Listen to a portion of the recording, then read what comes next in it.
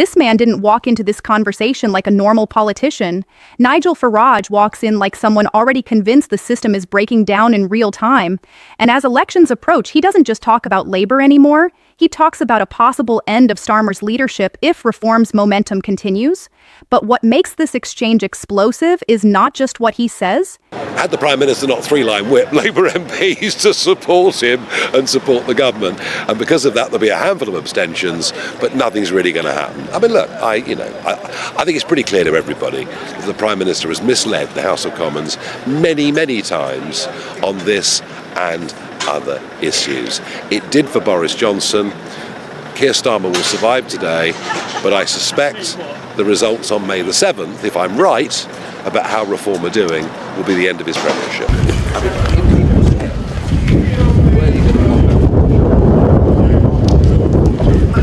Good morning. Well, it's the first thing, isn't it? It's the first thing you talk about. Can I park? Fantastic. Nice to see you. Thank you very Just much. want to shake your hand. Good morning. Job well done. Thank And you. good luck with the elections that are coming. Good luck. I'll be there. Standing, is This it? is exactly what I'm standing. Okay, very Yeah, good. Yeah, brilliant. Yeah, so Northland, which is that direction, and then down the river. Yeah. Up to the, yeah, so And how are you getting on? good. Yeah, I've been out late first. Good response. Great response to Northland. So some people have already voted, rather postal vote. On the postal. Yeah, from leaflet and bumping into people, I've bumped into.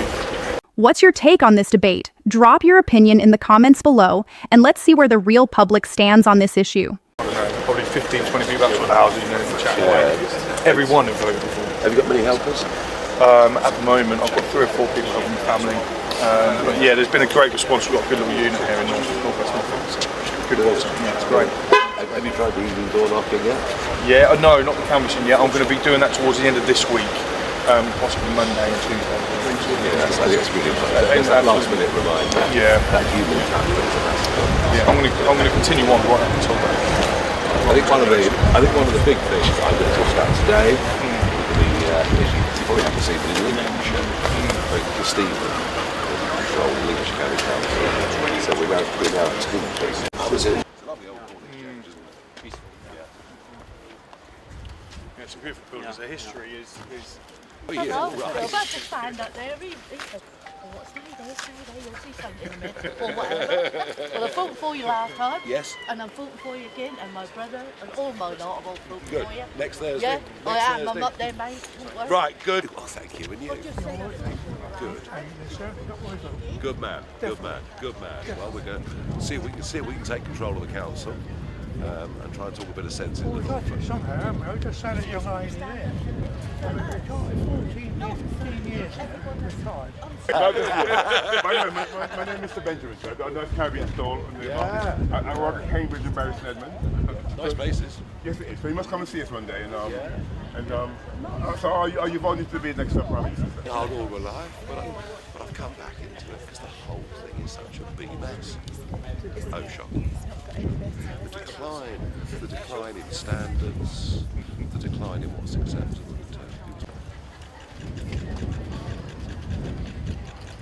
great stuff. Good man. Get out there next Thursday. Yeah, I will do. I did last time, sir. Yeah, good. Nice photo of you.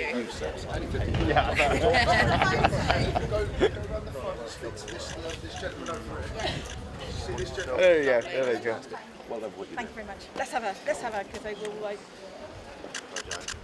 Hey, you are crunching on my selfie, guys. Take care. Well, Great stuff. Thank you. Nice to meet you. I better get back. Until my son is severely autistic. From the very start, the message is brutal and deliberate. Reform UK are not just contesting these elections, they are positioning themselves as the only real alternative in multiple areas, while Labour's dominance looks shaky, fragmented, and increasingly defensive. That alone sets the tone. This isn't competition anymore, it's confrontation. Then Farage goes straight for the throat, accusing the Prime Minister of repeatedly misleading Parliament. Not once, not accidentally, but many, many times. That's not political criticism. That's a direct attack on integrity at the highest level of government.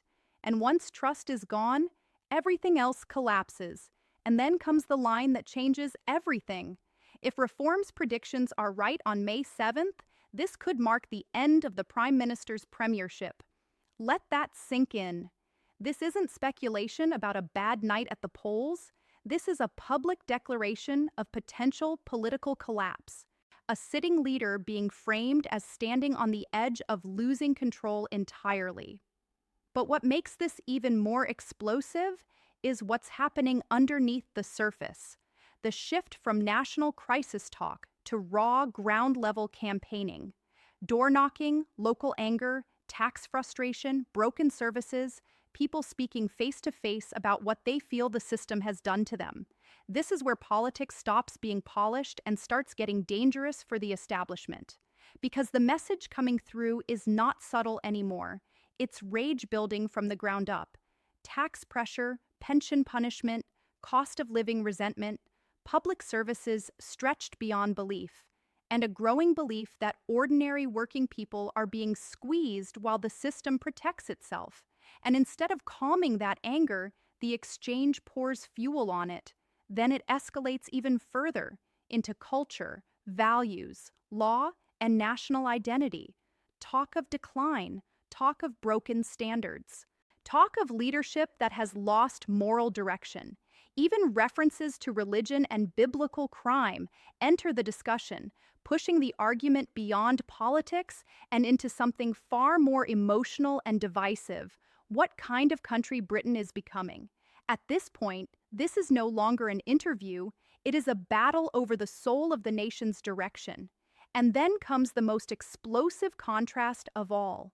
On one side, high-level political accusations, misleading Parliament electoral collapse predictions, institutional failure. On the other side, real citizens stepping in with lived experiences that completely change the emotional temperature, especially around disability care, mental health access, and social support systems breaking under pressure. And this is where the system is exposed in its most uncomfortable form. Parents describing lifelong care struggles, families stuck in bureaucratic loops, services failing the most vulnerable, and a state that seems unable to respond fast enough or fairly enough. But instead of unity, the debate turns into collision. One side says the system is being abused and must be tightened. The other warns that genuine families will suffer if reforms go too far. And right there is the core fracture in modern British politics. Trust is gone on both sides of the argument. So when Farage talks about political endings and massive change coming, it doesn't sound like campaign exaggeration anymore. It sounds like pressure building toward a breaking point. Because what this entire exchange really reveals is simple. The establishment is not just being challenged. It is being cornered by anger, distrust, and a public that no longer believes the system is working for them. And when that happens, elections stop being routine. They become reckonings,